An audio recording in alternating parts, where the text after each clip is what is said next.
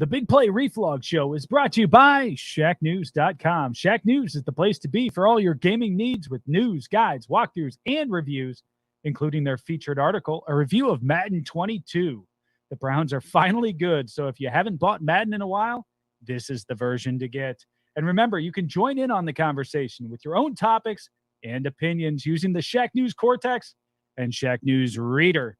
So if you're a gamer, Shack News is the site for you. Check them out on Twitter, Facebook, YouTube, and Twitch at the handle @CheckNews and at CheckNews.com.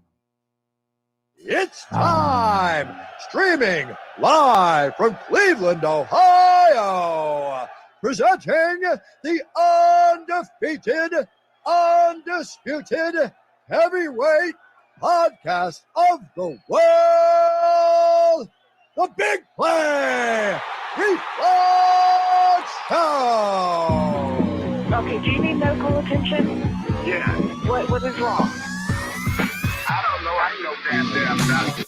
Attack by Chuck. He's to the 10. He's still running to the 5. He dips outside left. He's doing it. Touchdown. Swing on the drive. Release one. Away. Back to goal. You're an idiot. You're an idiot. You don't know baseball. It's time! The Big Play Reflog Show!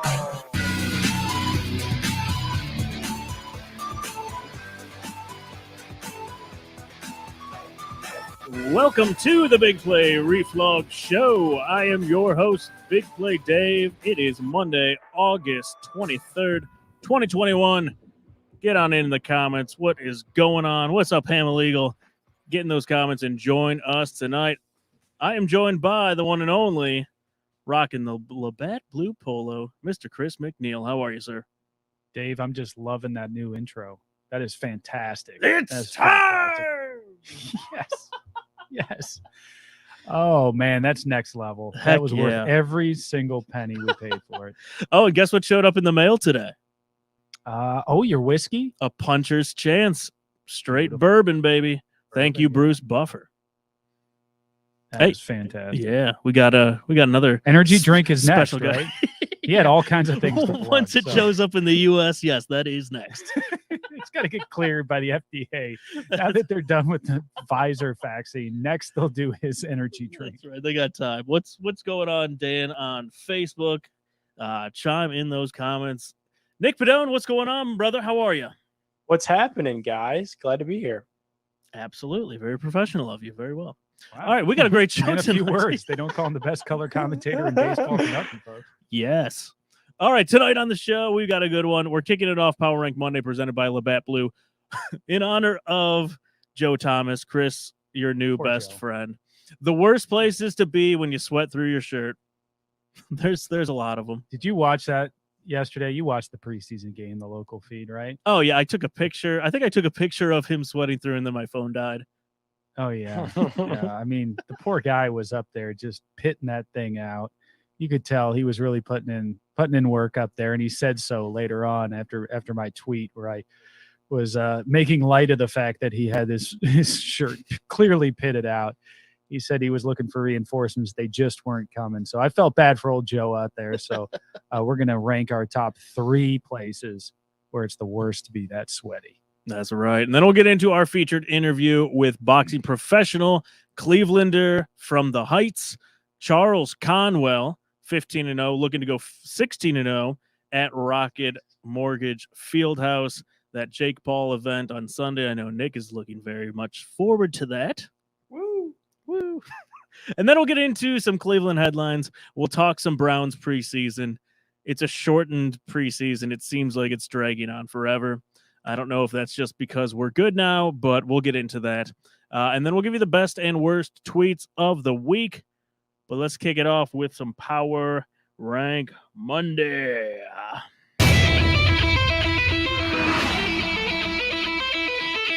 It's time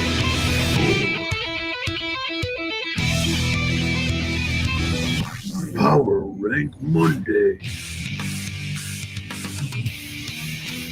Power Rank Monday, brought to you by Labatt Blue. It is tailgate season. Go get some blues. Go get some Labatt Blue Lights. Go pick up those seltzers and those seltzer lemonades. Take them to the tailgate. Get after it. A lot of people already getting going into tailgate season. It is time. All right, so we already mentioned this in honor of Mr. Joe Thomas. We are going to power rank the worst places to pit out, to get real sweaty. I will kick it off with my number 3. I was going to say, somewhere near the top of the list has got to be doing a football game, either regionally or nationally. That's pretty bad right there, right? I guess working just in general on TV. Yeah. So my number 3, I'm going to go with an interview. You show up Job to interview? a job interview. You show up Sure. to an interview. Typically, you're wearing a sport jacket or suit in some capacity, but nowadays maybe not. You know, I haven't interviewed for a job in a while, so maybe you don't wear that anymore. I don't know. Hopefully you do, so you can cover up those pits. Yeah, that's the only advantage of wearing a suit in that situation is it's kind of a couple of layers there. They're never going to see it, but man, underneath it, when you got that swampy going on, that's bad. That's bad. Yeah. All right, my number 2. Number 2. This is kind of general, but just the first invite where you're meeting new people. Okay, so like I remember years ago we invited the new guy to the neighborhood, like one of the wife's friends or something, to our single malt poker club, and this dude was like wearing a dress shirt, and he sweat through the entire thing in my basement. It was like 70 degrees. Like there was no reason for it. It was so weird. Never got invited back. Yeah. First impressions, don't want to sweat through the shirt. No. Any Alfred, no explanation at that point, huh? No one really knew him. We're like, do we ask him? Maybe he has he might have a condition. I don't know. I mean, did you at least give him a nickname? Because that's a nickname type of thing. I honestly, I've never seen him again. just wrote him off entirely. Goodbye, Dave's man. house. Dave's gonna wake up and there's gonna be egg all over his house. He's gonna be like, I wonder what happened. Sweaty pits from down the road. That's right. And my number 1. Numero uno. Honestly, anywhere in public, but a restaurant, like especially if you're going on date night, even if it's now, like married for like 11 years, you know, still date night. If I go I have to put a nice shirt on, which I hate doing it, and we go out to a restaurant like in the summertime, I will sweat through that thing pretty quickly. So I'm like, all right, let's just not go anywhere fancy. You're sitting in Chili's and just pitting it out, man. That's the worst. You know what's Big even date worse? with the wife. I'll get the back sweat going if it's super hot, where the back starts filling up. I had one friend who had that, like he literally drenched through the entire back of a dress shirt, like going out. Oh, It was that's the worst. disgusting. Awesome Blossom comes out, and all of a sudden you start sweating profusely. Yeah. So I don't go anywhere. Chris, what do you got? What's your top 3? My number 3. Number 3. This is always a bad spot to be sweating profusely. Court. Dave, when you're in court, you don't want to be sweating. Trust me. Don't ask me how I know that. I haven't been to court in a while, but yes. Yeah. Anytime you're in court and you're sweating, that's not a good sign. But to Not a go good back sign. to the interview, you typically Right. in court, you're going to have a jacket. Same thing. That's true. That is very true. So if you try and go for like the casual, hey, I'm going to look like a man of the people and take this off, be thinking about what's going on underneath if you're taking off that sport coat. My number 2. Number 2. Same kind of advice here. A lot of times you get to the reception after the wedding, right? It's been inside, at least old school weddings, right? When we go to the church, then you go to the reception, get to the reception, have a few drinks, you take off the jacket, and then you're pitted out. That's the worst. It's like you kind of want to start shedding some clothing because it's always warm at those things. But man, if you're the guy who's all pitted out and all sweaty, that's really a buzzkill. You got to go white shirt. Yeah. That's Or no shirt. Just go wife beater. Yeah, if you're going to be the guy who pits out at the wedding, like you probably want to be the craziest dancer out there. They're like, all right, there's a reason for it. Tie on the head. Tie in the head. Yeah. Got to go tie in the head. No one's even looking at the sweat if you have the tie in the head. Tie in the head. That's how you Shoes off. Distraction. You're sliding around in your socks. Distractions all over the place. You're just playing smoke and mirrors so they don't see your pit. That's right. Number one. Numero uno. Dave, this kind of goes along the same lines as you're saying at a restaurant. It's particularly bad when you start really perspirating when you get up to the buffet.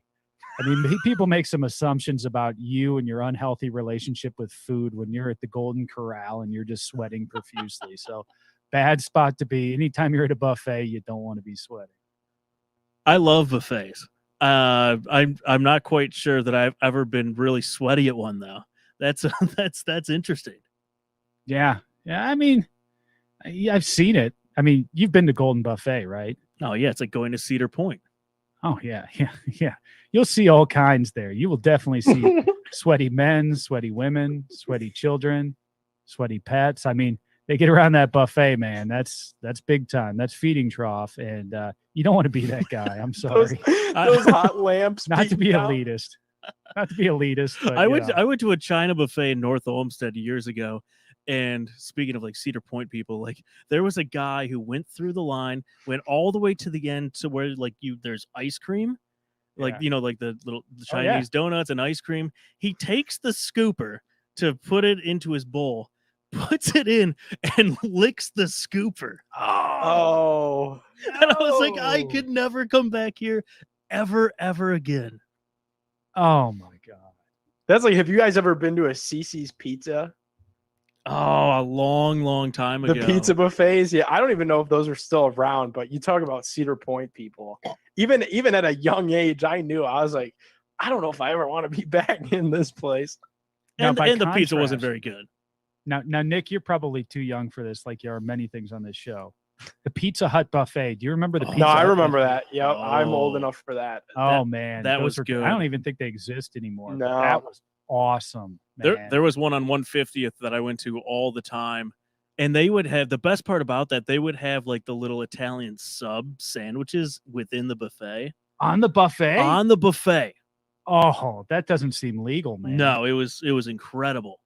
They also used to have the salad bar. So my mom would really Yep. like the salad bar, and then the rest of us would go for the pizza, and it was just perfect. You know, like she's getting salad, we just load up on pizza, and then we were in and out of the place. But RIP to that, because that was actually, Pizza Hut's got some good pizza. So you're actually getting some good pizza buffet. Kept it classy. It's a Pizza Hut. Let's not get crazy here. See, the trick was by Pizza Hut is they'd bring you in with the Book It program. Do you remember the Yup. Book It Oh program? yeah, that's I was still just about to around. say, that's how they reel you in. They reel you in with that. Then you see the buffet and you're like, oh, I'm already getting this small pizza for free. I'm still hungry for pizza because I'm a fat kid. And I'd go for both. I'd convince mom and dad to then get the buffet on top of the Book It. Because the Book It personal pan pizza, if you're a real kid, that's not enough food for you. I'm sorry. So Chris, did you do know both. that's still around? The Book It, is it? Yeah. So Do I you have read the a whole pin? damn like book. the big oversized pin that you get like the stars on it. That was the best. I don't know. Maybe. I don't think I ever got a pin. Oh, I get the pin, yeah, and you put stars on it. I mean, That is crazy that you bring that up, Chris, because I was literally thinking that. Like, I was like, I wonder if that's fair to say. Like, the Book It program is like the gateway drug to Pizza Hut. Oh yeah, no doubt. No doubt. That's And genius. then you get the jukebox, and if you get a few quarters, get that thing going with like Kokomo. Oh, that was the best back in the day. That's a Friday night right there. Yeah, they're not making kids any smarter either. I got a free pizza for reading Chicka Chicka Boom Boom in like 5th grade. I read Amelia Bedelia. I mean, come on. Yeah, Oh, I learned from yes. Yeah, I got the book tape of Magic School Bus and listened to half of it in the car on a 10-minute ride, and I got a free pizza. Let's check in with the comments. We've got Ham Illegal says, love the Pizza Hut buffet. And yes, they are in Mayfield on the east side. Kev, Homebrew Kev, there's still a KFC buffets in Kentucky. Yeah. Wow. Oh, that was another good Wow. one. Oh, that was good. Do not poo-poo the KFC buffet. No. I never had that. Oh, that's good. That's good. If you ever come across one, hit it up. You have to, Yeah. legally. Our buddy WJP Stats, Cedar Point people are 2 steps above Geauga Lake, folks. Wow. Oh, yeah. Geauga Lake's no longer there, right? No. Yeah. It's there. You can't go in. It's very overgrown. There's a big fence up, but it's back there. It'd be like Always Sunny in Philadelphia trying to go down the slides. You ever see that one? Where Oh, they went yeah. down the slide and Yeah. there's no water. Yeah. People get arrested in there all the time. You see it in the paper and online and stuff that people, were in there taking pictures and just get carried right on out. To be fair, when it was open, people would get arrested in there all the time. That's fair. Yeah. Just keeping the tradition alive, I suppose. Nick, what do you got? What's your top 3? Oh, I forgot I was even up. Okay, my number 3. What were you talking about? I was having Do such a good I was having such a good time talking about food. All right, my number 3 is airplanes. And I know that's kind of weird because like you're not around anyone else, but then you're like, oh my God, I'm sweating on this airplane and I gotta sit through the rest of this flight all sweaty. And without fail, it's always hot on the airplane when you're boarding and then when it lands because the little thing that you twist, the air shuts off. So airplanes are definitely my number 3 because you just got to sit there in your sweat. And then when you get to wherever you're going to go, your Airbnb or your hotel, you got to change and it's just a shirt wasted. Well, the Nick? problem too with airplanes is the climate change. It's just constant Yeah. climate change. It's either too cold, too hot. You're sitting in your sweat, then you're freezing in your sweat. You're just up and down the whole experience. That's what it's all about. Yeah. That's the worst place to get sweaty. And I'm like a very sweaty person. Like I'm kind of sweating a little bit just from doing this show. And like it's not enjoyable. But like you guys said, dark colors or white is what does well in those situations. That's right. We all Nice. went dark colors tonight. We're not pulling a Joe. Yeah, no chance. Okay, my number 2. Nick, I will say, by the way, if you decide to have children Okay. on the plane and they start crying, you will start sweating profusely out of Yeah. anxiety. Yes. What do you do? You sweat. That's it. There's what's nothing you the can solution? do. There is no solution. Don't fly. Oh God, that freaks me out because, like, oh man, then they're like kicking the seats and stuff. It's like, oh geez, shaking the whole row. That's why I have a minivan. Yeah, but you guys know how I feel about driving. All right, what's your number 2? My number If your 2 kid starts crying on a plane, you can only go like DB Cooper. That's your only option. Yeah.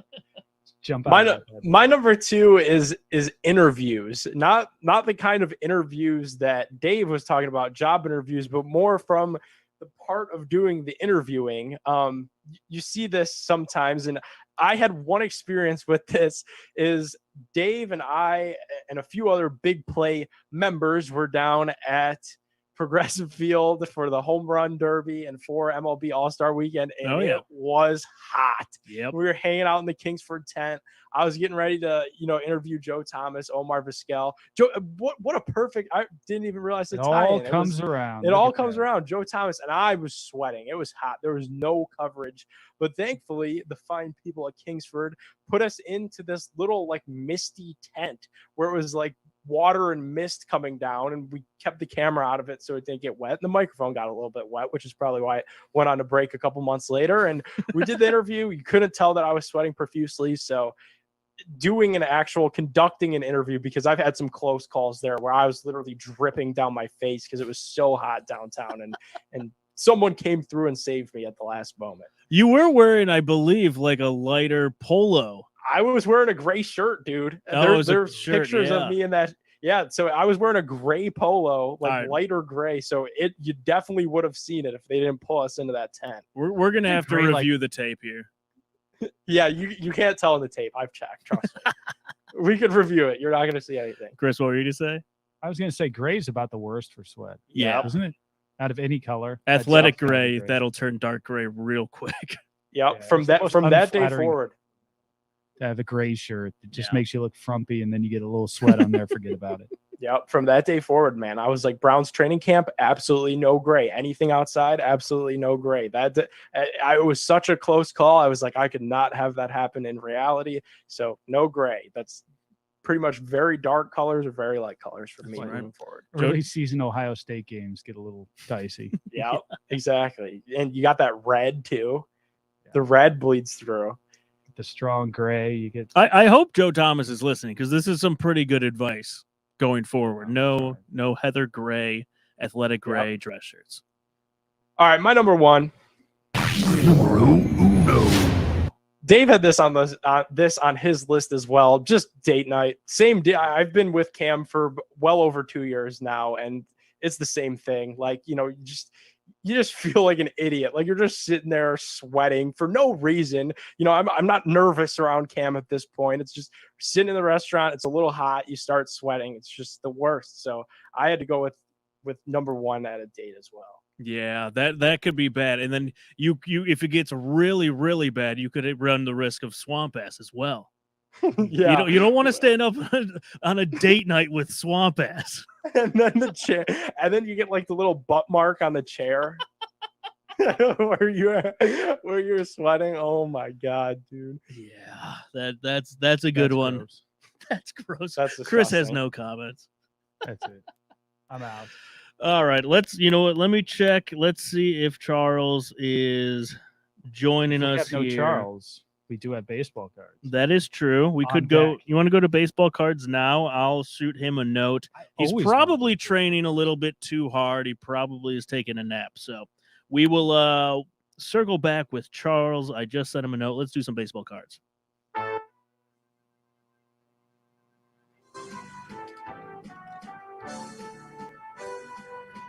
Boo, boo, boo. Dave, we've Yes. got Upper Deck 1992 baseball cards. It says collector's choice here. Ooh. In my right hand, and in my left hand, I've got Dundras baseball. What year? It does not say. Early 90s, I presume. We'll go with that.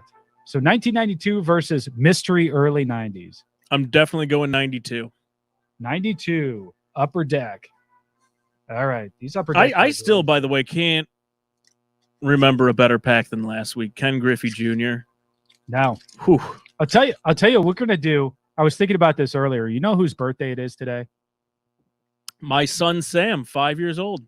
Congratulations, Sam. Probably not who you were thinking of. Happy birthday, 5 years old. Well, I'll tell you what, this will apply to Sam as well. All right. But it's also Julio Franco's birthday today. Oh Who man. played in the league forever, played for the Indians forever, and for a lot of other teams and a lot of minor league teams for years. I think he's still playing internationally. I think he probably is. And so I was going to say there's a very good chance that he could end up in either of these packs because he played, Yeah. nonstop since 1979 or something. So if he does, I am going to propose that if anybody pulls one of those or your son Sam's card too out of one of these, they automatically win. The Julio Franco rule today for his birthday. If we pull a Julio Franco, that person wins. Okay. Sound good? I like that. There you go. Nick, take a guess. How old do you think Julio Franco is? I mean, Chris said he started playing in 79, which is probably a bit of an exaggeration. Do you know who Um, Julio Franco is? Yeah, I've heard of him. I can't say that I've ever watched him. Heaviest bat ever. Oh yeah. He used to swing like If he's still playing overseas, The I'm going red to say one. that he's No, 50 I was just joking. Is he 56? 46, I believe. Julio Franco. Dave doesn't even know he's Googling I it. typed in Julio Jones. I was like, he is not that young. 63. Woo! 63. How old? 63. 63. Happy birthday, Julio. No Not kidding, that's Jones, awesome. Bud Franco. Wow. Yeah, I was way off. 40, what am I thinking? Julio He's still Jones playing. is He was 43. still playing for the Rangers at that point. All right. Here we go. First card for you, Russ Swan, Mariners pitcher. No. Wow, here's a good one. Woo! Oh, I'll tell you what, Nick, you're not going to remember this guy, but you should. Brooke Jacoby. Oh, Now, Man. this is where he played for the Athletics. Remember Brooke Jacoby, of course. I played don't for the remember Indians. him on the Athletics. Came up with the Indians. I don't know what he did with the A's, but Brooke Jacoby, he was one of my favorites back in the day. That so Nick, he do you he remember went Brooke there. Jacoby? Did he go No. there after? He had to have. Yeah, he went to Oakland afterwards. Huh. We got a Bernard Gilkey from the Cardinals. No. Jody Reed from the Red Sox. Nope. Ooh. Storm Davis from the Royals. Mm-hmm. Oh, here we go. Dennis Eckersley from the A's. That's a heck of a card. I remember his ERA was point something, 0.76, I think, for almost a year. 0.61 in 1990. Oh my God. I remember the 0.7. 0.61. That's Record of incredible. 4-2. 63 games he appeared in. 48 saves, 73 innings pitched, gave up 41 hits, 4 base on balls, 73 strikeouts. Unbelievable. Wow. And he did a cameo in a movie, and I can't remember what it was. Great mustache. How to Lose Your Wife in one. Oh, wait, that was the Rick Manning. Oh. We got a bored Nick in the comments. Love old school baseball cards where I just sit here confused. Wake up, Nick. Nick, I literally think we did this at the end of last show last time, and I think he fell asleep. Yeah, I was really zoned out last week. I'm at least awake right now, but last week I was literally like sitting here like this. I like my pack so far. It's not great, but it's not bad. Jacoby, It's going very slow. Dennis Eckersley. Is that it? No, you've got okay. Mike Heath. All right, no. You've got Joe Ursulak. There's some great, those are great shades. You have got, Indians legend, Pat Tabler. Okay. The back of this card is particularly great because you show somebody putting eye black on Pat Tabler. I've never seen that kind of an action photo on a card. That is strange. That is pretty neat. Lenny Harris here for the Dodgers. Oh, Dave. Dwight Gooden from the Mets. That You've is got a good Dennis one. Eckersley and Dwight Gooden right now. That's a pack right there. And then you all right, it's over. I might as well not even play. You've got a rookie card here, Dave. Oh my. Guy who played for the Astros. Jeff Bagwell. Of a rookie who came up for the Astros. Craig Biggio. Guy by the name of Kenny Lofton. No kidding. Kenny Lofton, rookie card from the Astros. How about that? 92. How about that? How long was There's a guy I know. How long was he there? I have no idea. What's it say in the back? Doesn't he gives them the year by year stats? Here we go. Lofton took a huge leap in the 91 season from Class A Osceola to AAA Tucson.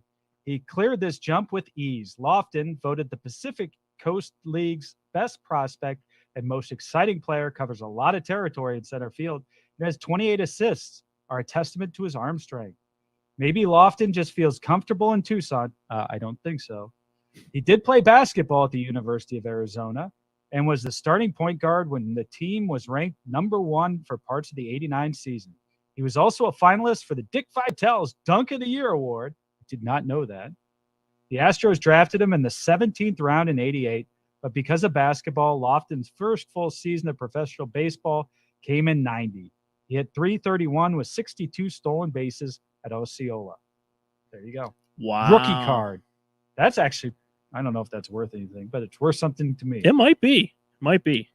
Followed up by another rookie card, Dave Fleming. And then Gary Templeton. He wasn't bad. And Delino DeShields. We've had him come out a lot. Yeah. So that was a good. pretty solid pack, I would say, Dave. I've got some catching up to do. Yeah, you have no chance. I'm going to go Lofton and Eckersley or Dwight Gooden. I'm going to go Dwight Gooden. Yeah, that's pretty good. Yep. That's pretty solid. You could really go either way and probably beat me. Let's see. Oh, and, Start off with the Charles positive. is in the waiting room, so let's go rapid fire. Okay, I'm going and to then go talk rapid some fire. boxing. I'm hoping for a Julio Franco. That's You're what I you're need not here going to beat today. me. Julio Franco. Dale Morahick. Dan Quisenberry. Jody Reed. Got that in both packs. Paul Kilgus. Hubie Brooks. This is not going well. Steve Ontiveros. Hey, Indians legend Andy Allenson. Catcher. I remember him. Bill Pacoda. Oh, R.I.P. Tim Cruz. Pitcher for the L.A. Dodgers. Dan Pasqua from the Yankees. Oil Can Boyd from the Red Sox. And they actually put Oil Can. That's fantastic. Nice. Jay Aldrich. Frank Tanana. Jim Dwyer. Bob Sabra. Okay. I will take my L. That was rough. That was really rough. But I got a Kenny Lofton rookie card out of it. So, hey. Yeah, that's not bad. Not bad at all. Nick, what do you think? Dave, congratulations, you win. Let's get on to I Charles. was really needing that Julio Franco. I needed that ace. Yeah, that would have been the wild card. Yeah. That's fantastic. All right, let's move on. What do you say? Yes. Let's do it. Yes, please. All right, we are going to welcome in Charles Conwell. We will be back in, I want to say, 30 seconds-ish. Let's go.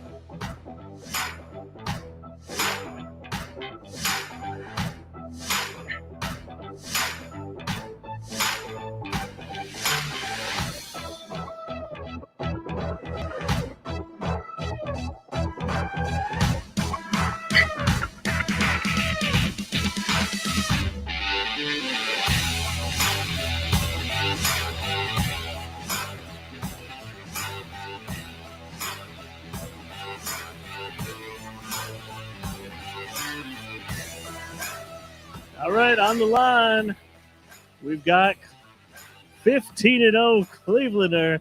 He's been working out. He is ready for fight week. The one and only Charles Conwell. Charles, what's going on, man? How are you? I'm good, man. Feeling good. Ready to get in the ring, get the job done. I bet, man. I bet. How's everything been going? Everything's been going good, man. Just been focusing on my fight, getting sharper, getting stronger, getting faster. Just getting my game plan all the way together. Yeah, well, we appreciate a couple minutes here. How you feeling for the fight on Sunday? Obviously, a huge stage for you and everyone who's kind of supporting you here. I'm real excited. I'm fighting in Cleveland, my hometown at the Q. This is like the biggest arena I ever fought in so far. I'm fighting back at home. I got a lot of hometown fans and everybody to see me fight. So it's gonna have a lot of local support and it's gonna be a good event. Charles, talk to us about this week. What is this week leading up to such a big event and such a big fight for you? Like, the week getting up to it. And you said you're so excited to get us, just into the ring and get into that action. What's kind of the buildup like for you? As time gets closer, I just get more and more anxious and ready to get in there. To be honest, right now this is like probably like this week right here, like the hardest week of training camp for me. Just the week leading up to the fight. You're small, you're anxious, you're ready to get in there. It's been a long training camp. This is the last week, and just the days get slower and slower. But the closer you get, the more anxious you get.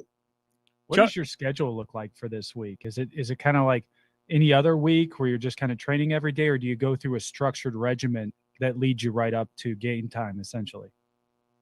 This week is kind of different. We head to Cleveland tomorrow, so we got a media workout tomorrow. But as far as me working out, I usually just lighten everything up. It's the last week coming to the fight, so everything gets easier. You don't really want too much stress on your body. You got to go into a fight, and you want to be as well rested as you can be, but still in shape and just stay sharp and loosen. So I'm just gonna stay sharp and loosen up.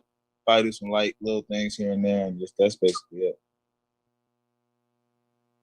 That's great. So how we watched like the media circuit kind of leading up to this. I mean, you were there, Jake Paul, Stipe. What's this experience been like for you with just from a national exposure perspective, how big this is for, boxing fans, obviously, but mainstream fans as well? Like you said, it's a lot of world-class athletes coming out of Cleveland. So just to be around all those world-class athletes, Stipe, my boy Montana on the card, Jake Paul, he's breaking down doors and breaking barriers in boxing. So just to have all that great support, it's just nothing but motivation. It just goes to show how great Cleveland is and just how much, it's not only me, it's the whole Cleveland, just a great city, and it breeds great athletes. So it goes to show that. Hey, Charles, we got Roshan Jones in the comments. We knocking him out for the people who aren't familiar with the card, who are you fighting, and what does this kind of mean to you from an opponent perspective? How you're going into this one? Well, I'm fighting a guy named Juan Carlos Rubio. He's 18-0. He's another undefeated fighter. He's hungry. So 18-0. He's 18 people tried to fight and beat him, and all of them came up short. So it's no short task. And I'm just focused on the fight and just going out there and just showing the world that I'm one of the top 154 pounders in the world, and I'm the best in the world. So I just got to go out there and show and do my thing like any other time. Charles, does it mean a bit more to you, even just a tad bit more, that this fight is in your hometown, right in your backyard, with it being hosted at the Rocket Mortgage Fieldhouse on Sunday? Yeah, but I try not to look at it like that, because I want to impress the fans, but I can't, go away from my game plan. I can't go away from what I'm doing. But I definitely want to go out there and put on a show and a great performance. That's first and foremost. Every fighter wants to do that. So I want to go out there and put on a great performance, but I don't want to get so far into what the fans want, into what other people want, that I'm not following my own game plan and going off and, maybe doing something that isn't right, or just doing too much and just not having the performance I want. So I'm just going to stay focused on my game plan. And I know if I do that, everything else will just fall into place. For sure. Hey, Charles, Jake Paul, a lot of people love him. Some people don't like him at all. He's a very polarizing figure. He's bringing in a lot of people who are watching boxing maybe for the first time, or people who just weren't really into the sport before. What do you think, kind of what he's doing for boxing? To be honest, I'm really supportive of Jake Paul. I feel like he trains like a real fighter. I hear he trains hard, so I hear nothing wrong about that on that end. Just him, just really, this is just like him just gaining experience just to get the bigger fights. So I feel like he just gaining experience with each and every fight. But I'm really supportive of Jake Paul, and I like what he's doing for the sport. I like how he's disrupting the sport and making a stance and just being disruptive with the sport and just standing for something and just and you actually respect the sport. So I'm supportive of Jake Paul. That's cool. That's very cool. He is a little bit taller, Charles, than Tyron Woodley. For the casual boxing fan, how much does that change in a fight, like a height differential and a reach differential? Does that give him kind of an advantage? I mean, I've fought taller guys and beaten taller guys, so it's just all on how he uses his natural attributes. It's all how he uses his reach and how he uses it. Because some guys don't know how to use that type of thing, your footwork or your reach and your and things like that. So if he know how to use his natural abilities to his advantage, then it's an advantage. But if he doesn't, then it can be a downfall as well. So if he know how to use the jab and use that reach and use that length and stuff he got, I think he'd make a long night for Tyron Woodley. For sure. And, we just wrapped up the Olympics here. How cool was that for you to watch from afar? And what was your experience like a couple years back now when you were able to participate in Rio? To be honest, we actually just had 2020 Olympian come out of our gym, O'Shea Jones from Toledo, Ohio. So shout out to her. She got the bronze medal. She's the first ever welterweight woman bronze medalist, and she did her thing. She brought it back for us. And that right there just fulfills me from where I went to the Olympics in 2016 and then seeing her medal and bringing it back and just doing such a great job out there. I was real proud. It's like a proud teammate moment, and I just love to see it. So I was excited for it. Yeah, definitely. And I saw that little parade going on down there in Toledo. Maybe we got to get one going through Cleveland Heights next week or something. Yeah, for sure. We got somebody from Cleveland who was Olympian too, Tiger Johnson. So yeah, so I'm supportive of him. So hey, you never know. Charles, when's the title fight? Not to get ahead of things, but 15-0, you're going to be 16-0. Right. You showed us about last time you were on the show. We're ready for the big stage. When is that coming? I think sometime next year for sure. Sometime mid to end of next year. I want to be fighting for a world title for sure. At least being a title eliminator to get me to that world title shot. So that's what I'm gunning for next year.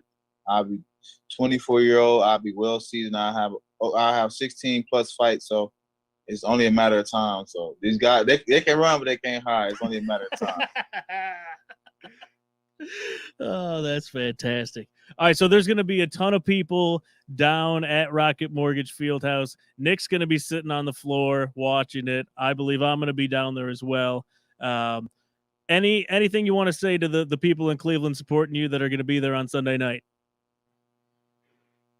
This is going to be the biggest event in Cleveland. It's the first boxing event in Cleveland 2021. That's a this stature. So don't miss out. I'm definitely going to put on a show. It's going to be a great show from start to finish. I'm looking to break the ice and put on a great show, and just, still a night, still a show. Heck yeah, man. I've seen you make some bigger guys, some really fast guys look silly. So we're greatly looking forward to watching you put on a show, Charles. Thank you. Thanks for having me on the show. I'm real supportive of the show. I love this show. I'm always down to get on the show and do my thing and talk about the upcoming fights. Make sure y'all guys tune in August 29th. This Sunday, I'm looking to put on the show 16-0, 12 knockouts after this. Hey, and the world title shot coming soon. Heck yeah, Charles, let's go, baby. Yes. All right, man. We'll talk to you soon. Good luck. Congrats on everything, and we'll be rooting you on Sunday night. See you Sunday. See you Sunday. All right, Charles. We'll talk to you soon. All right, Charles Conwell, everybody. Dave, it's fight week. I'm fired up now. He's ready. He's such a good boxer. So we watched him fight at the Temple, I believe he fought at in Cleveland when it was Showbox back in the day. God, I don't even remember when that was. He is a really, really good fighter. Nick, you mentioned taller guys. I believe his last opponent had a significant height advantage. Yeah, that's why I asked him. Yeah, and dude, Charles made him look silly. So I can't wait for that fight. That's going to be really, really cool. So yeah, it's going to be a good time. He got me pumped up. I'm ready. Fight week, Dave. Yeah, appreciate Roshan Jones in the comments as well. That's his trainer. He says Charlo is next. Heck yeah. Big things coming for the 24-year-old. Charles Conwell, the best kept secret in boxing. All right, let's move on and talk some brownies. What do you say? Yeah.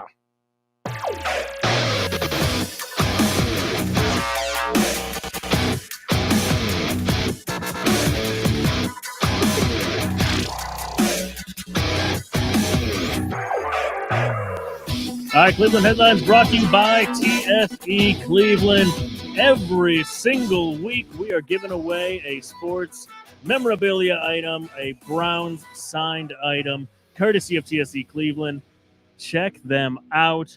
Go get some signed sports memorabilia every single week. Look for that tweet, follow Big Play Reflog, follow at TSE Cleveland for your chance to win. Chris, would you like to do the honors and give this one away? Yeah, because I just double checked and he doesn't have me blocked. So that's better than most of our winners here lately. And the winner of the autographed Wyatt Teller 8x10 poster for this week is going to be at JC Pecco 44. Pecco, congratulations. All right, at JC Pecco 44. Good stuff. Shoot us a DM and we will get that Wyatt Teller 8x10 signed poster to you.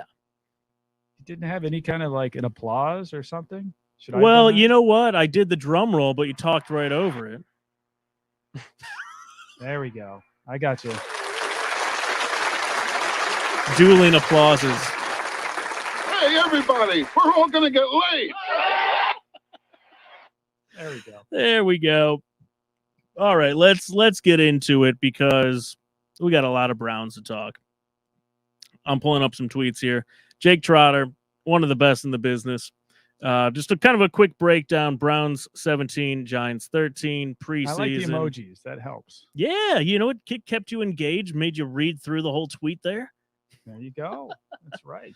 Yeah, some interesting things happened. Kadarius Hodge, I watched his post-game interview after. Super personable guy. Love that dude. That is that catch, one. Man. That was impressive. Oh, right? yeah. That was not an easy catch. No, he is very talented. That is one talented, extremely deep wide receiver room that we have going into this season. It's pretty insane how deep we are just in general. It's amazing. You look right now at professional football You look at the wide receiver room Yeah. for the Browns, one of the best in professional football. Mm-hmm. You look at collegiate football right now, the Ohio State Buckeyes, one of the best wide receiver rooms in all of college football. Right here in Ohio, both of those teams. Not too bad. Tell that to A-Rod. talk about some Cleveland I'm sports. trying to counter A-Rod, not giving us any credit for anything. I'm going to take credit for everything now in Ohio. That's right. So we had Kadarius Hodge, Dearness Johnson. You know, he's been running really hard, fighting for that job. Elijah Lee, Brian Allen, Richard LeCount, Mac Wilson was talking about him just last week. Greedy went down again. Those were the biggest things. Nick, anyone that Jake Trotter left off of this tweet that kind of surprised you or kind of intrigued you in the preseason here? Yeah, I think Demetric Felton showed some things as well. You know, another guy, a 6th round pick. He's not a guarantee surefire thing to make the roster, but I think he pretty much did a pretty nice job of locking up that, you know, at least some sort of role with this team moving forward. And that's a guy that they speak very highly of. You know, Baker literally said that we've asked a lot of him, you know, this offseason, and he's handled it all tremendously well. And he's going to be a big piece of the offense this year. So to hear that come from Baker about a 6th round rookie, it was like, wow, this guy might actually, you know, be legit, and they might actually have some plans for him moving forward. And then I thought defensively, Malik McDowell on that defensive line did some things on really a unit that kind of struggled on the interior at the beginning of the game. You know, you see Andrew Billings get stuck on some blocks, and you see, you know, Tommy Togiai just looks like a rookie out there from Ohio State. So yeah, let's talk about Togiai a little bit. He has underwhelmed so far. Am I right in that assessment? I've really been disappointed because I had big ideas for what this guy could do. Now it's real early in his career. Obviously, we're still talking preseason, but I was thinking about that this morning, that he really hasn't accomplished what I thought he would do early in camp. Yeah, you have not heard anything about him in camp at all. So then that's nice that Malik McDowell comes out and kind of looks like a pleasant surprise. And I think he could have played his way onto the final 53 man. So they're going to have some decisions to make, guys. And I'm glad that it's not me making some of those calls, because there's some talented guys on this roster that are going to find themselves without a job, you know, at least for this football team. And that's the blessing of preseason, is they're gonna land somewhere else. Dave, Nick, I wish I was making those calls, because I'd be making a lot of money if I was making those calls. Yeah, but it's right.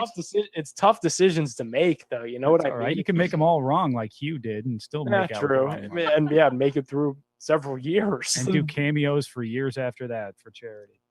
How about Johnny Stanton, though? I know there's no way we're going to use him the same way that we have through preseason, right? I mean, we're just kind of showing fullback, things. tight end. We're putting stuff down on tape. Chris, people have to at least practice for, and that's really it, right? Nick. What are you saying here? I mean, I think there's a chance solely based off the fact that there's a market for a fourth tight end, right? Like after Steven Carlson went down in the first preseason game, Jordan Frank seemed like a character, but then dropped a couple balls. The other tight end, Davis, found his way to the IR. That's really it for the Browns. It's really Hooper, Harrison Bryant, and Njoku. If Johnny Stanton could be that guy, you know, that Kevin Stefanski, Andrew Berry, what do they always talk about? Smart, tough, accountable. We've had Johnny Stanton on this show, and he's checked all 3 of those boxes. So if they literally said that they told him this week that he's playing tight end, and he said, okay, let's do it. So if that's the kind of player that he is, and he looked good out there as a pass catcher, maybe he makes the roster as the 4th tight end. It would be bizarre to have 2 fullbacks, but I don't know if it's out of the realm of possibilities at this point, because he proved himself in preseason week 2. So that's definitely something to watch on Sunday for week 3. The dude can block. He loves his tight ends and his catch. fullbacks, and he hits both of them. So yeah, and he was a college quarterback.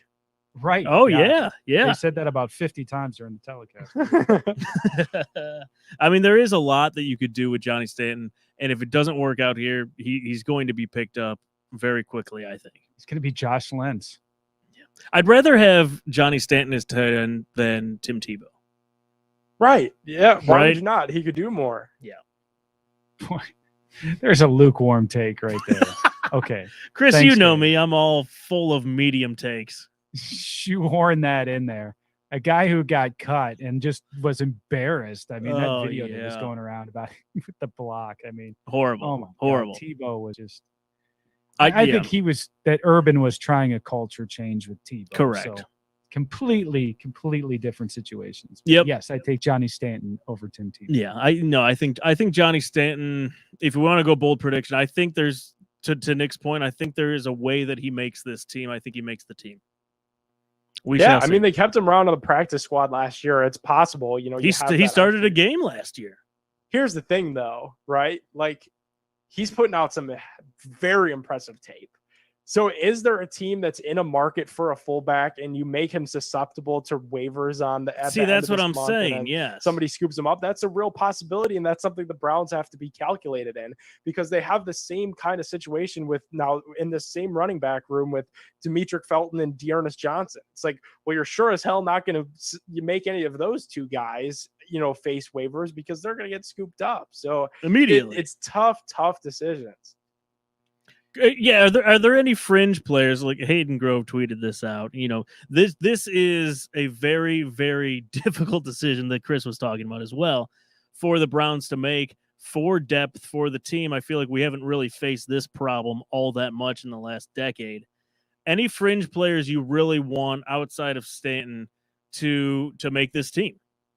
I mean, I want Stanton. I definitely want Felton. I really am partial towards JoJo Natson.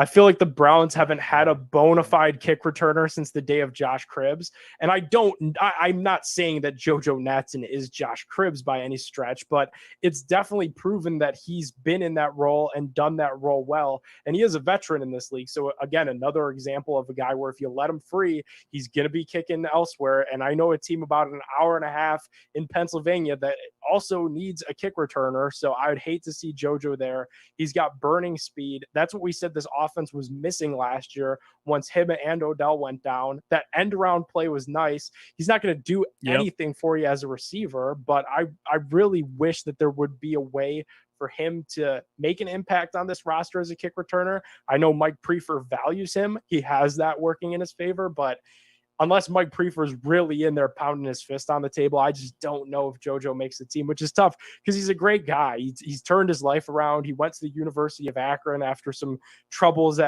during his past life at Colorado. So I hope he makes it, man, but I just don't know. Don't know that he does. Well, I mean, so last year we kept 6 wide receivers.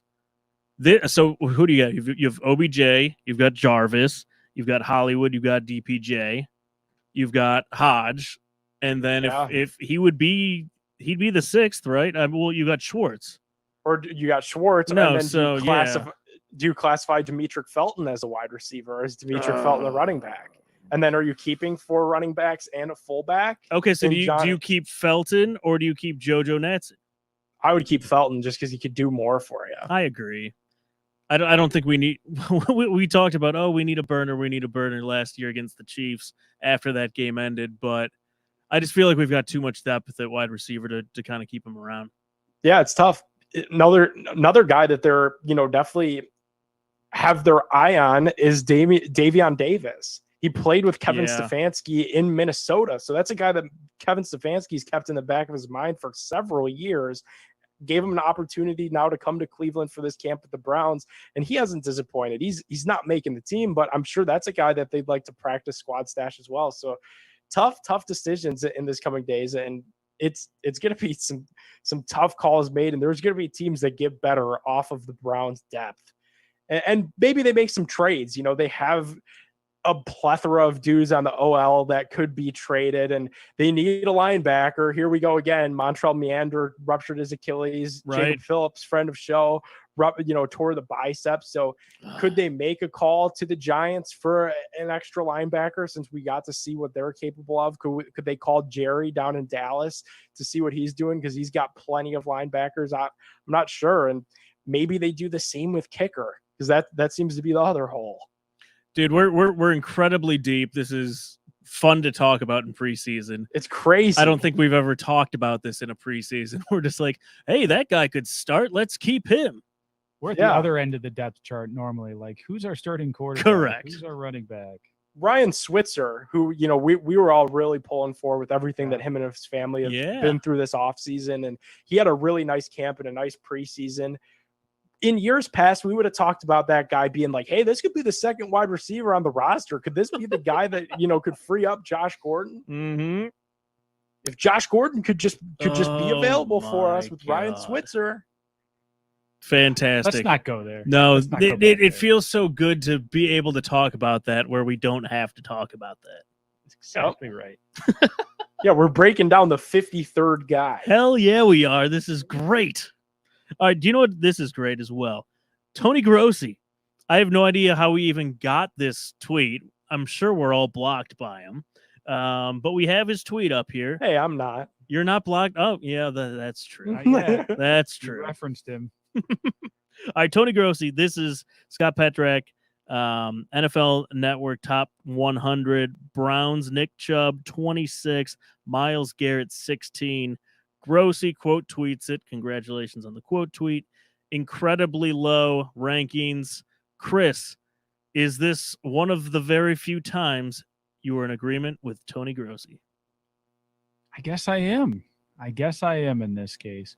Although I will say that I really don't care about these lists, right? I just don't. The lists that I care about are like the AFC North rankings from wins and losses or the AFC rankings at the end of the season. I'm at that point. I don't care about debating individual players. We've got a team with a lot of talent. I really don't care where they shake out on some fabricated list from the NFL that they want everybody to talk about. And, they captured us. We are talking about it. But nonetheless, who cares? Let's play some football. I don't care what these guys are ranked. By the Yes, way, I guess I do agree with Grossi in this case. So we reticently admit that. Me and Nick were talking about this before we went live. We're like, all right, so three Browns preseason games. That's really nice. But then we have the weird off week where we're still another week away from football. I was like, how is it still almost 3 weeks away? This is like, what the hell are we going to talk about? I have no idea. The Indians? Indians. Yeah, you guys can enjoy gas. Let me give you a fast fact about your Indians here, Nick. The Indians were at 60-61. The exact record that the Indians, the fictional Indians from Major League, were before they went on their monumental and historic winning streak to go to the playoffs to earn the right to play the Yankees. Now, the Indians have since won a game, so they are now at 61-61. They are right on track to do the same thing as the Indians did in Major League. So very interesting. Is that your World Series prediction here, Chris, on the show? Well, in Major League, they didn't even go to the World Series. We didn't even aim that high in a fictional Hollywood movie. No, they're like, all right, one round. Like, that's way too. That's not believable. We tested that out with audiences, and no one believed it. They should have said something to the people who wrote Draft Day. Yeah, exactly. Hey, no Draft Day slander on the show. I love Draft Day. Horrible movie. But we had, speaking of baseball, we had the Little League Classic. Our very own Gabriela Cruz was there taking some cool videos. Chris, you watched this. What did you think of the Little League Classic? I wish our very own Gab was also calling the game. Unfortunately, we were subjected to A-Rod. We referenced it earlier, but the guy gives no credit to Cleveland, really adds nothing to the game overall. It was really disappointing to watch, Cal Quantrill have such a great outing for us pitching and really not get recognized on the telecast at all. A-Rod didn't even know who he was, did he? No. Yeah. No, he got notes like later on, right? We beat him 3-0. Shohei, they wanted him to be the big story. He wasn't. There were also some things on the telecast where, they tried to interview Jose Ramirez when he was on deck. And they're trying to piece together an interview with him. Like, you should really do that when he's at least in the hole or just sitting on the bench, not when he's on deck. I mean, it gets really awkward at that point. So I don't know. I thought it was fine. I thought it was actually better for me than the Field of Dreams game because I didn't think it was as forced. It was really cool to see the little leaguers that were out there. They invited the teams to be there to kind of take it in, see that in the smaller venue. I thought that was all cool stuff and really genuine type of stuff. But, it always upsets me when we're on the national stage and our team performs well, and then we don't get like any credit at all. So screw you, ESPN, for that. That is right. I saw Franmil was playing cornhole with some of the little leaguers. Should cornhole be an Olympic sport? Speaking of Olympics, it should be. I agree. Yes, we're all in agreement, right? It's one of those drinking sports that needs to be an Olympic sport, really. Yes. And by the way, shout out to Joe Noga. You know, one of the things that they do there is the cardboard. Did you guys see this? The cardboard sledding. Yeah. Chris Antonetti was going down. Yeah, where they do that on the hills and stuff. Joe Noga did that. He shared the video. Oh, he with did. me. He did. And he banned me from sharing it with anybody else. I thought the good people of Cleveland and beyond needed to see that, and I need to tweet it out, but he disagreed. But it was a fabulous face plant. So cheers to him for actually giving that a try. And like all these other kids are doing it with flawlessly, and he goes and face plants, and it was just fantastic. So, here's the thing. If you send something to the reflog though, don't you kind of secretly want it out there? You would think so, and that's kind of what I was assuming. But he said, no. This is only for now. Was it sent via DM or text? It was sent via DM. Okay, See, yes. He wants it out there, Chris. Yeah, you're on the platform. Correct. Yeah, and I guess it was actually being shared around like the Indians' offices and stuff. Like everybody was kind of ripping on him internally. So that's great. He was wearing it. He was owning it. Good for him. Love Joe Noga. Yeah, friend of show. Heck yeah. All right, let's do some best and worst tweets of the week and get the heck out of here on a Monday. Let's do it.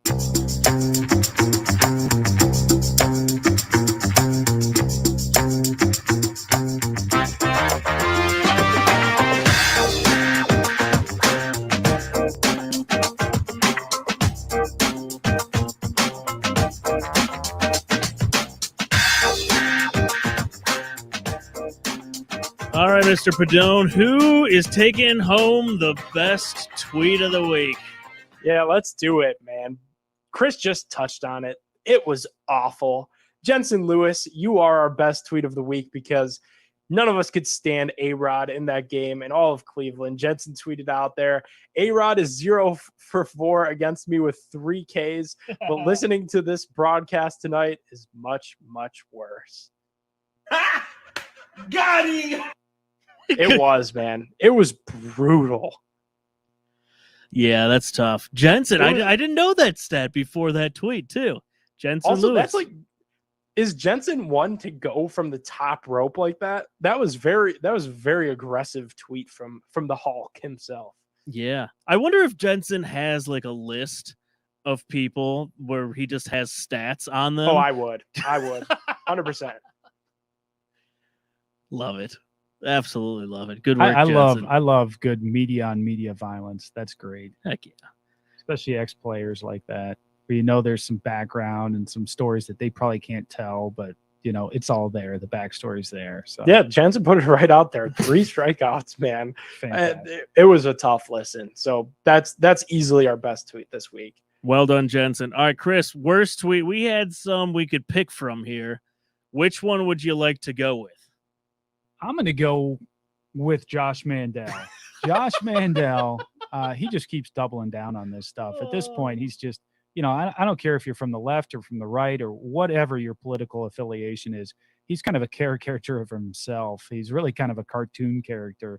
And it's almost like it's a Saturday Night Live skit whenever he tweets out. But he's got this tweet. Do you think he's doing this on purpose? Like, to get more engagement, like a parody account almost?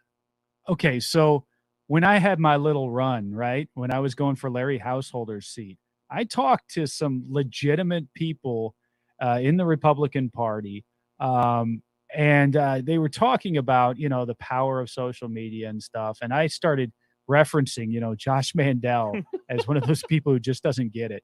And everybody, the higher-ups in the Republican Party in Ohio were all like, yeah, he used to be good back before he became this character.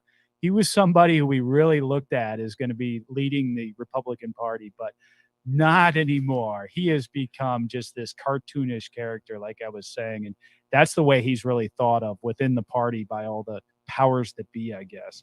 For the little time that I spent on the ticket there for Larry Householder's seat, I did glean all that information.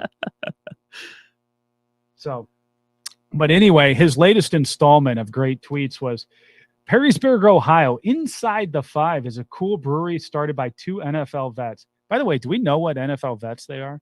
That's right. Inside I the didn't 5, figure out. I looking it meant up to now. figure that out. Great food and spirited waitresses. Even though Brienne was sick today, she came to work because she knew they were short servers. These are the type of American workers that make our country strong. I mean, that is fantastic in the middle of a pandemic and just general, cleanliness out of a restaurant.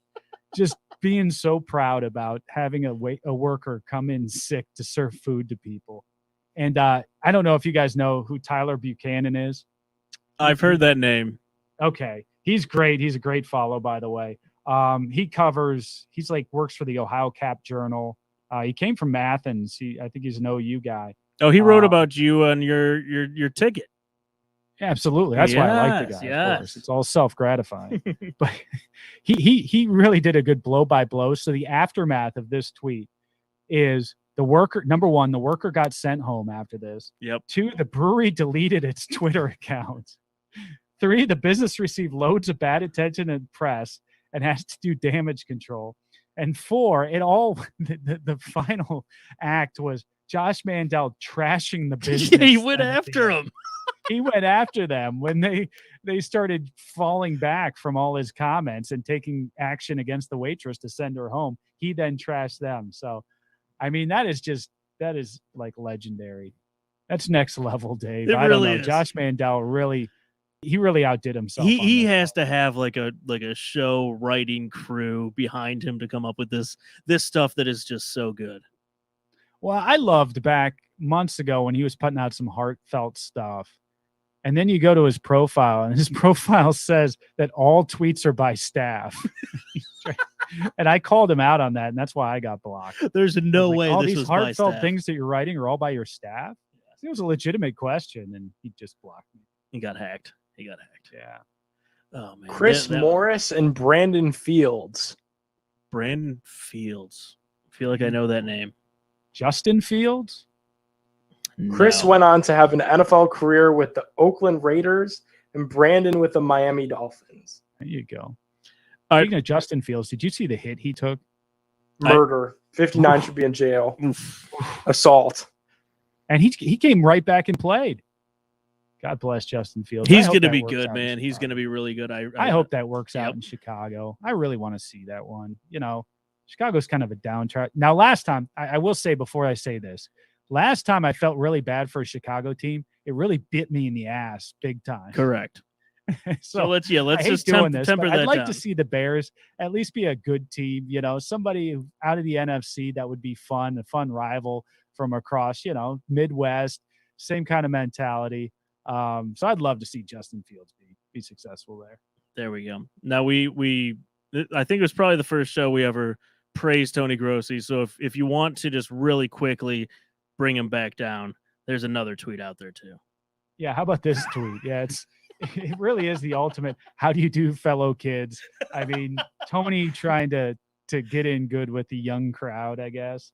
We be here, boss. Okay. All right, Tony. Chris, that's like us saying woke that Nick always says. Yeah, there are certain You tweets don't say it. I'll put out there that I'm like, I'm going to get called out on this. That's not really my voice, but it kind of fits the tweet, so I'll try it. And inevitably, I get called out on it, and rightfully so. By the way. Yes. How about Saturday? I went to bed at like a reasonable time, and I was like, I'll tweet about this. And I had people coming after me. You're 22 years old and wasting the best years of your life on a Saturday in bed, loser. I'm like, oh my God, I'm off the internet. And then I went to sleep. And most of those are from me. Chris and his burners. That's all my burners going at you. You loser. Oh, man. All right. Let's get out of here. This was a long get out of show, but it was a good one. Thanks for tuning in to the Big Play Reflog Show. Huge shout out, Charles Conwell. Check him out if you haven't got your tickets yet. Cleveland, Ohio, downtown Rocket Mortgage Fieldhouse. Charles Conwell, 15-0, going 16-0 on the Jake Paul undercard. That is going to be one heck of a fight. Future title, he's got it, man. I've seen him box. He's got what it takes. So this is going to be very, very fun to watch. Huge shout out to Charles Conwell. And our partners, Shack News, go check them out on Twitch. Go check out shacknews.com. I've been playing a little Super Mario Golf. They've got a lot of reviews out there. Check them out. Go check out Labatt Blue at your local establishment, at the grocery store. Go pick them up for the tailgates. We got a lot of tailgating to do, especially in week 2. We will have more coming on that for the home opener. Shout out to TSE Cleveland. Go win some sports memorabilia. And did I forget anyone? I think we got it. We got it. All right, we can get out of here. Thanks to Nick, thanks to Chris, and we will see you guys next Monday night at 9 p.m. See you then. See you then. It's time! Streaming live! Wait, let me from start it over. Cleveland, Chris, you interrupted the it's time. Again. We never talked about that, by the way. That was one of my favorite things ever. He said silence in the audience. It's time! Streaming live from Cleveland, Ohio! Presenting the undefeated, undisputed heavyweight podcast of the world, the Big Play Reflex Show! Okay, do you need medical attention? Yeah. What is wrong?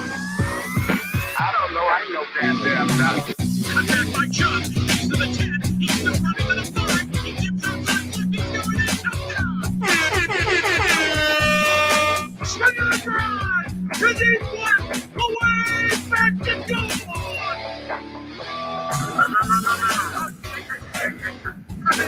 You're an idiot. You're so baseball.